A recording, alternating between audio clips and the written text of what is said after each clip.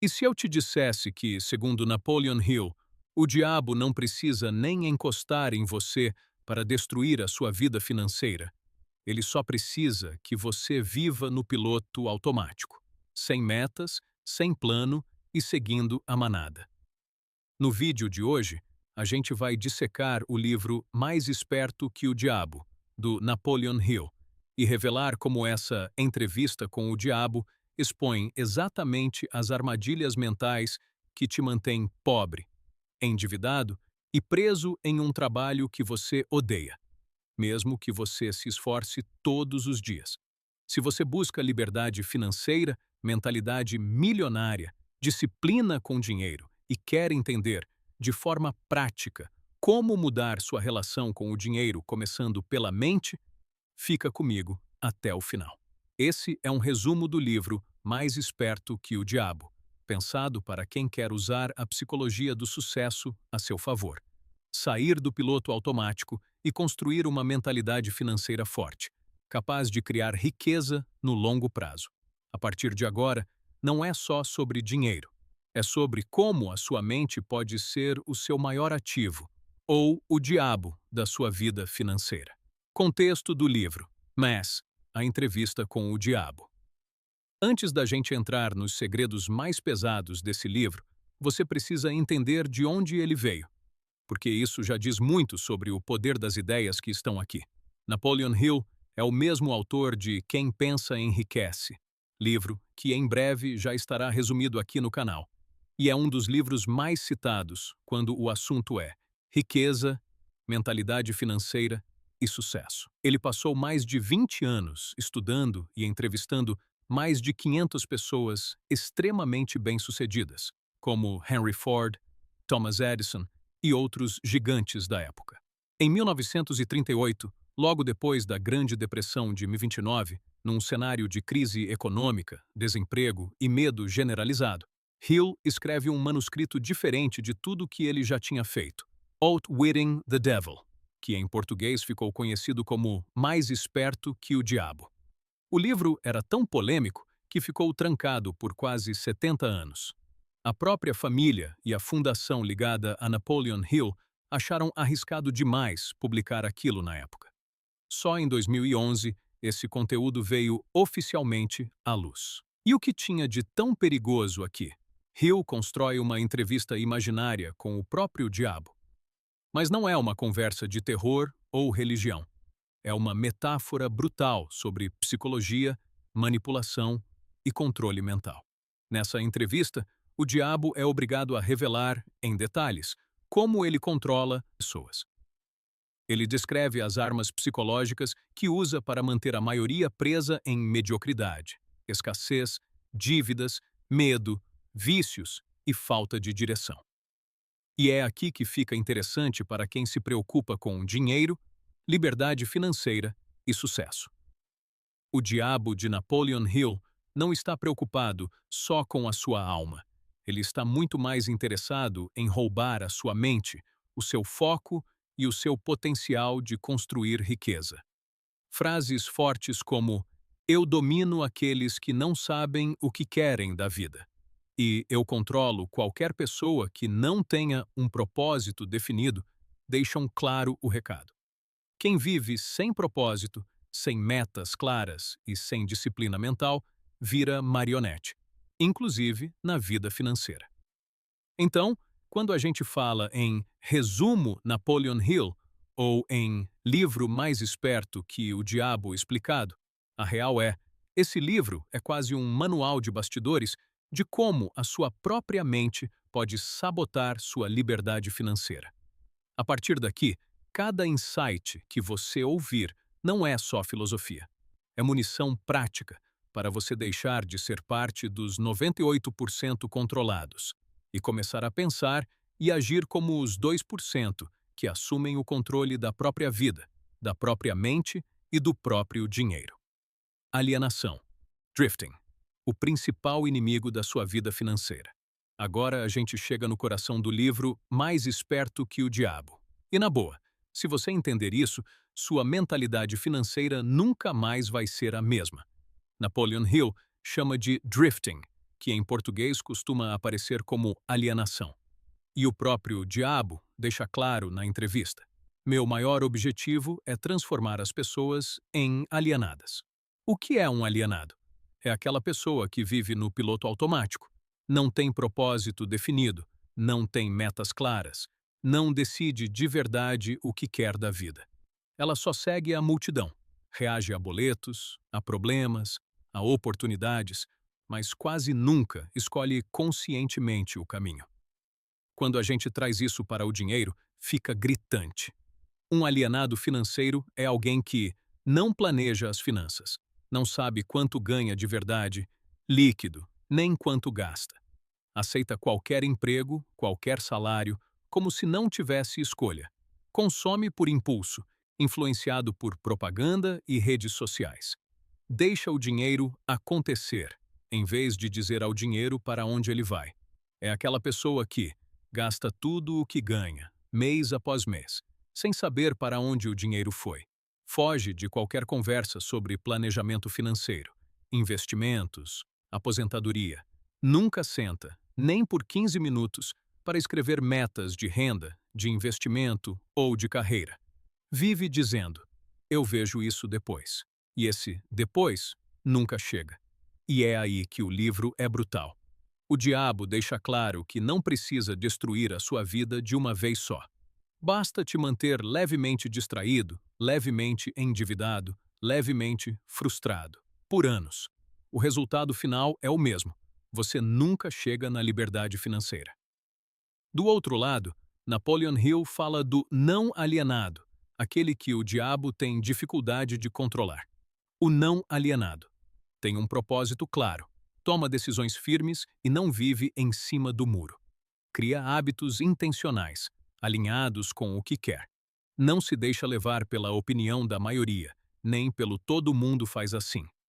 Traduzindo isso para a parte financeira, um não alienado financeiro é alguém que define objetivos concretos, como quero atingir X reais investidos em 5 anos, ou quero criar uma renda extra de R$ 1.000 por mês em 12 meses. Tem pelo menos um orçamento básico, sabe para onde o dinheiro vai. Investe com consistência, mesmo que seja pouco. Assume responsabilidade total pela própria vida financeira, em vez de culpar governo, chefe, família ou azar. Em termos de mentalidade e sucesso financeiro, esse é o tipo de pessoa que o livro está tentando formar. Alguém que não espera a sorte mudar, mas muda o próprio comportamento. Aplicação prática. Teste rápido de alienação financeira. Para não ficar só na teoria, faz um teste rápido aí com você mesmo. Responde mentalmente, com sinceridade. Você sabe exatamente quanto custam seus gastos fixos do mês?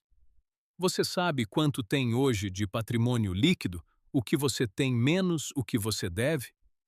Você tem metas escritas de renda, investimento ou negócios para os próximos 12 meses? Pelo menos 10% da sua renda é investida antes de gastar com lazer e coisas supérfluas? Quanto mais não você respondeu, mais perto você está do estado de alienação que o livro descreve. E é justamente aí que, como eu gosto de dizer, o diabo financeiro adora morar. Na vida de quem não decide, não planeja e não assume o controle da própria mente e do próprio dinheiro. Se você quer sair desse grupo e entrar na minoria que constrói liberdade financeira de forma consciente, é exatamente nesse ponto do livro que a virada começa. Os 7 medos que controlam a sua vida financeira. Até aqui, a gente já viu como o diabo de Napoleon Hill usa a alienação para te manter no piloto automático. Mas ele não para por aí. Na entrevista, ele revela a sua arma número 1 para controlar a mente das pessoas: o medo. Segundo Hill, existem alguns medos básicos que aprisionam a maioria, e vários deles têm impacto direto na sua mentalidade financeira, na sua capacidade de investir, empreender e buscar liberdade financeira. Os principais medos que ele destaca são: medo da pobreza, medo da crítica, medo da doença, medo de perder o amor, medo da velhice, medo da morte. E para o seu dinheiro, o mais destrutivo é o primeiro: medo da pobreza. Medo da pobreza, o grilhão invisível da sua mente. O medo da pobreza, segundo Napoleon Hill, é um dos mais poderosos e mais explorados pelo diabo. Ele não só assusta, ele paralisa. Esse medo faz muita gente aceitar qualquer emprego, qualquer salário, qualquer ambiente tóxico, desde que possa dizer: pelo menos eu tenho algo garantido. O problema é que essa garantia muitas vezes vem com um preço altíssimo. Você passa anos trocando o seu tempo por um dinheiro que mal cobre o básico, sem crescimento, sem evolução, sem projeto de liberdade financeira. O mais irônico é que quem é controlado pelo medo da pobreza evita riscos calculados. Não empreende, não negocia salário, não estuda investimentos. Fica preso numa zona de segurança que não é segurança coisa nenhuma. Resultado: vive exatamente na condição que mais teme, sempre no limite, sempre com medo do dia de amanhã. O antídoto para o medo da pobreza não é repetir frase positiva no espelho, é construir plano. Montar uma reserva de emergência, criar uma renda extra, ter um plano concreto para sair das dívidas. Não é "não tenho medo de ficar pobre". É "eu estou construindo minha segurança financeira com consciência e estratégia". Quando você transforma medo em plano, você começa a sair do controle do diabo financeiro. Medo da crítica, o carrasco silencioso do seu bolso. Se tem um medo que sabota muito a vida financeira, é o medo da crítica. Pensa comigo. Quantas pessoas você conhece que têm vergonha de dizer que estão organizando as finanças, que não querem mais sair todo fim de semana, ou que estão guardando dinheiro enquanto os amigos estão torrando tudo no cartão e parcelando qualquer coisa? Esse medo faz você gastar dinheiro só para não ficar por baixo no grupo, manter um padrão de vida que não condiz com a sua realidade, ter vergonha de admitir que está endividado e precisa de ajuda financeira. E o pior, muita gente não poupa, não investe, não muda de estilo de vida porque morre de medo da frase: "Nossa, mas você ficou mão de vaca, hein? Você tá diferente, não sai mais com a gente". Se você tem medo de ser criticado por cuidar bem do seu dinheiro, você está terceirizando a sua liberdade financeira para a opinião dos outros. Napoleon Hill deixa claro: aqueles que não conseguem suportar a crítica dificilmente conseguem suportar o preço do sucesso. E isso vale demais para a construção de patrimônio. Quem não aguenta ser diferente dificilmente consegue ter resultados diferentes. Medo da doença. O gatilho do "já que é para sofrer, vou gastar mesmo". O medo da doença é um dos medos mais explorados pelo diabo, porque mexe com algo muito básico: a nossa sobrevivência. Quando esse medo não é bem administrado, ele pode gerar dois comportamentos financeiros bem perigosos. A pessoa entra numa vibe de: "Ah, a vida é imprevisível mesmo. Vou é aproveitar tudo agora". E aí, gasta tudo em prazer imediato. Não monta reserva de emergência. Não se preocupa com seguro, saúde, prevenção. Vive como se nunca fosse adoecer, mas ao mesmo tempo, gasta como se o amanhã não existisse. Ou o contrário, a pessoa fica tão ansiosa com a possibilidade de adoecer que não consegue agir. Não planeja, não se organiza, vive presa em preocupação sem estratégia. Financeiramente, o medo da doença deveria funcionar como um alerta para cuidar da saúde e das finanças, montar uma reserva de emergência, pensar em plano de saúde, seguro, prevenção. Mas quando ele é usado pelo diabo, ele vira desculpa para consumismo, procrastinação, falta de planejamento. É o famoso: se eu ficar doente, pelo menos eu aproveitei a vida. Sem perceber que, se isso acontecer sem planejamento, além de doente, você pode ficar falido. Medo sem ação gera caos. Medo com planejamento gera estratégia. O ponto não é ignorar o medo da doença, é usar esse medo para construir segurança. Medo de perder o amor, o sabotador das decisões racionais. Outro medo que Napoleon Hill destaca é o medo de perder o amor do parceiro, da família, dos filhos, das pessoas importantes. Você pode pensar, o que isso tem a ver com dinheiro? Muito mais do que parece.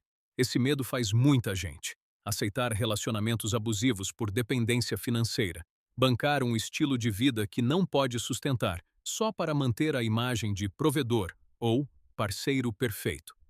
Dizer sim para tudo que o outro quer comprar, mesmo endividado, com medo de gerar conflito ou rejeição. Quantos casais você conhece que brigam por dinheiro, mas não conversam sobre dinheiro com maturidade, por medo do que o outro vai pensar ou sentir? O medo de perder o amor também impede conversas sinceras sobre orçamento do casal, colocar limites saudáveis nos gastos dos filhos, tomar decisões que, no curto prazo, desagradam, mas no longo prazo salvam a família financeiramente. Em nome de não magoar ninguém, a pessoa magoa o próprio futuro. Amor verdadeiro não deveria depender de aparência financeira ou de padrão de consumo. Se você precisa se endividar para ser amado, isso não é amor, é prisão. O medo de perder o amor faz você sacrificar sua liberdade financeira por uma aprovação que, muitas vezes, é frágil e temporária. Medo da velhice. O futuro que você finge que não vai chegar. O medo da velhice é outro medo que o diabo explora com maestria. Tem muita gente que morre de medo de ficar velha, depender dos outros, ser um peso. Mas, em vez de usar esse medo como combustível para planejamento, faz o quê? Evita pensar no futuro. Não fala sobre aposentadoria. Não estuda previdência, investimento de longo prazo. Vive como se os 60, 70 anos nunca fossem chegar. É aquela frase: "Ah, não sei nem o que vou fazer semana que vem. Imagina daqui 30 anos." O problema é que a velhice chega com custos de saúde maiores, menos energia para trabalhar e, se não houver planejamento, muita dependência financeira dos outros. Justamente o que a pessoa mais temia.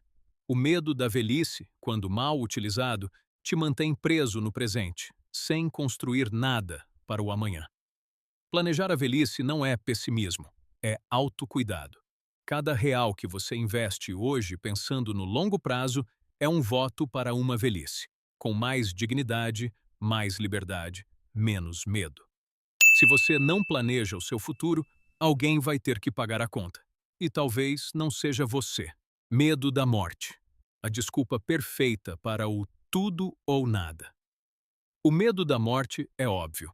Todo mundo sabe que um dia vai morrer, mas quase ninguém gosta de pensar nisso. O diabo usa esse medo de um jeito bem específico. Ele empurra as pessoas para o extremo do curto prazo. É a mentalidade. Já que um dia eu vou morrer, vou aproveitar tudo agora. Planejar para daqui 20, 30 anos? Nem sei se chego lá. Isso pode soar como liberdade, mas muitas vezes é só desculpa para a falta de responsabilidade. Quando esse medo domina a pessoa, gasta tudo o que ganha como se não existisse amanhã. Não constrói patrimônio. Não pensa em sucessão, herança, proteção da família. Ignora coisas como seguro de vida, testamento, planejamento patrimonial. E o resultado é bem irônico. Se morrer cedo, deixa a família desprotegida. Se viver muito, passa aperto financeiro, justamente por não ter planejado. Aceitar que a morte existe não deveria te levar à irresponsabilidade, e sim à priorização inteligente, aproveitar a vida, sim, mas construir base financeira para não transformar a sua ausência em caos para quem fica. Viver bem hoje e deixar tudo destruído amanhã não é coragem, é fuga. Medo da perda de liberdade. O sabotador do compromisso. Um medo que aparece em muitas interpretações dos ensinamentos de Hill é o medo de perder a liberdade. Como isso aparece no dinheiro? É aquela pessoa que não quer se prender a um orçamento, acha que planejar gastos é prisão, enxerga a disciplina financeira como uma forma de castigo, não como ferramenta de liberdade. Ela pensa: Se eu tiver que anotar tudo, fazer planilha, investir todo mês, vou virar escravo do dinheiro. Só que a grande ironia é essa. Quem foge de disciplina em nome de liberdade acaba preso em dívidas, juros, boletos e falta de opção. A verdadeira prisão não é ter um planejamento financeiro. A verdadeira prisão é não poder escolher nada porque o dinheiro não permite. O medo de perder a liberdade faz muita gente rejeitar exatamente aquilo que cria liberdade: rotina, consistência, compromisso com metas. Disciplina não é inimiga da liberdade. Disciplina é o preço da liberdade. Quem entende isso para de brigar com o orçamento, com investimento, com planejamento e começa a enxergar tudo isso como ferramentas para uma vida com mais escolha, não menos. No fundo, todos esses 7 medos que Napoleon Hill descreve são diferentes formas de uma mesma coisa: usar o futuro como ameaça para te paralisar no presente. O diabo não precisa bagunçar a sua vida financeira de um dia para o outro. Ele só precisa que você tema a pobreza, mas não faça um plano. Tema a crítica, mas não mude de hábitos. Tema doença, velhice e morte, mas não pense a longo prazo. Tema perder amor e liberdade, mas não estabeleça limites saudáveis. Quando você identifica esses medos e transforma cada um deles em um gatilho para planejamento, ação e responsabilidade, você começa a sair do controle desses 7 grilhões e entra num caminho de liberdade financeira consciente, que é exatamente o oposto da vida que o diabo quer para você. Controle mental, hábito e disciplina financeira. 1. A arma mais poderosa contra o diabo: mente disciplinada. Hill fala muito de propósito definido, autodisciplina, controle dos pensamentos, decisão e persistência. Do ponto de vista financeiro, isso significa escolher um objetivo financeiro central, liberdade, quitar dívidas, acumular X em patrimônio, criar hábitos diários ou semanais que sustentem esse objetivo, registrar gastos, estudar finanças, investir automático, proteger sua mente de distrações, consumismo, comparação com o estilo de vida dos outros, narrativas de todo mundo se endivida é normal. 2. Propósito definido aplicado ao dinheiro. No livro, o diabo confessa: ele só consegue controlar quem não tem um propósito definido. Então, pergunte a si mesmo: qual é o seu propósito financeiro definido? Quero atingir independência financeira em X anos. Quero criar um negócio que me permita não depender de um único salário. Quero garantir que, quando eu envelhecer, não vou ser peso financeiro para ninguém. Sem clareza de propósito, qualquer tentação de consumo vira prioridade. Com propósito claro, cada gasto passa por um filtro. Isso me aproxima ou me afasta da minha liberdade financeira? 3. Ambiente, influência e hipnotismo de massa. Hill fala do hipnotismo de massa, a influência da sociedade, da mídia, do sistema educacional. Hoje, o hipnotismo de massa é redes sociais mostrando um padrão de vida irreal, influenciadores ostentando o que muitas vezes é financiado. Cultura de você merece, mesmo que isso te escravize a dívidas. Se você não filtra o que consome, o diabo não precisa nem fazer esforço. O marketing faz o trabalho por ele. Aplicação prática: reduzir exposição a gatilhos de consumo. Seguir criadores de conteúdo de finanças e educação. Criar um ambiente financeiro favorável. Pessoas, conteúdos, hábitos. Recapitulando, aqui vão alguns princípios do livro aplicados diretamente à sua vida financeira. Tenha um propósito financeiro definido. Escreva em uma frase clara o que você quer conquistar financeiramente nos próximos anos. Fuja da alienação. Faça, pelo menos uma vez por semana, uma revisão simples. Quanto entrou, quanto saiu, quanto foi investido. Enfrente o medo da pobreza com ação. Comece a montar uma reserva de emergência, mesmo que com valores pequenos. Proteja-se do medo da crítica. Aceite que, para construir liberdade financeira, você pode ter um estilo de vida diferente da maioria. Construa hábitos em vez de depender de força de vontade. Automatize investimentos, defina dias fixos para estudar finanças. Limite tempo em redes sociais de ostentação. Cuide da sua mente tanto quanto cuida do seu dinheiro. Pensamentos de escassez geram decisões de escassez. Pensamentos de responsabilidade e abundância geram decisões melhores. No fim das contas, Mais Esperto que o Diabo não é um livro sobre religião. É um livro sobre mentalidade, disciplina e liberdade. O diabo, que Napoleon Hill descreve, é a soma dos nossos medos, preguiça, falta de decisão e falta de propósito. E quando a gente fala de dinheiro, isso aparece de forma brutal. Dívidas, ansiedade, frustração, sensação de estar sempre correndo atrás. Se você quer ser mais esperto que o diabo na sua vida financeira, comece hoje. Defina um propósito claro, pare de viver no piloto automático e assuma o controle dos seus hábitos. Curta e compartilhe este vídeo e se inscreva no canal para receber resumos dos melhores livros de finanças e evoluir cada vez mais na sua vida financeira.